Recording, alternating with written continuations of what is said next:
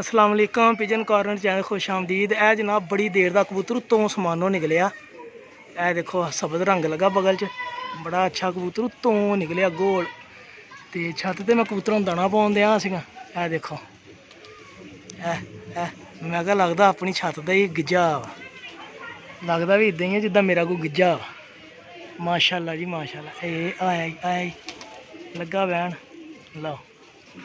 अपने सरकार साढ़े बड़े चंगे है, थापे इदा मारते भी जिदा बहन कितने इन्होंने देना किसी का। ए लो जी ए लो बैग नहीं बई आ देखा जो मैं लगता अपना ही उड़ जाता। शौक करो जी पिजन कॉर्नर चैनल च सबसक्राइब भी करो तो शौक भी करो। देखो सबज रंग वाला पट्ठा यंग है भाई उड़ के आया कबूतर, वाकई उड़ गया उस्ताद जी, बहुत सोहना उड़ गया भाई जान। है देखो बैठा पता लगता ना ये कबूतर बहिंदे इदा उड़ते। है शहजादे कबूतर माशाल्लाह बस हुई कबूतर चंगा फिर उड़िया। देखिया जेड़े कबूतर उड़ गया उनका पता लग जाता भी उड़ के बैठा वा, तो जेड़ा टाइम ना उड़े बैठा उड़िया होंगे वह भी पता लग जाता। है देखो जी है देखो सबज रंग लगा पले कबूतर दाना पा रहे हैं तकरीबन 2:30 का टाइम। हेलो इनू हम फटते हैं तो तुहानू शौक कराने जनाब। ना रहो चैनल लाजमी सबसक्राइब करो। हाँ जी भाई जान वेलकम बैक। लो जी देखो साफ शफाफ अखां दे विच प्याजी डोरे दे नाल जौं कबूतर पट्ठी लगदी मैनू।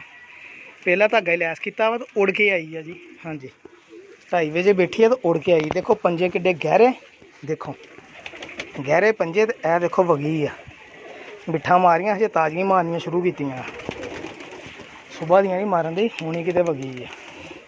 ठीक है जी हेलो छड्ड के भी शौक करावां भरावां नूं। चलो पहले अख का शौक करो जनाब।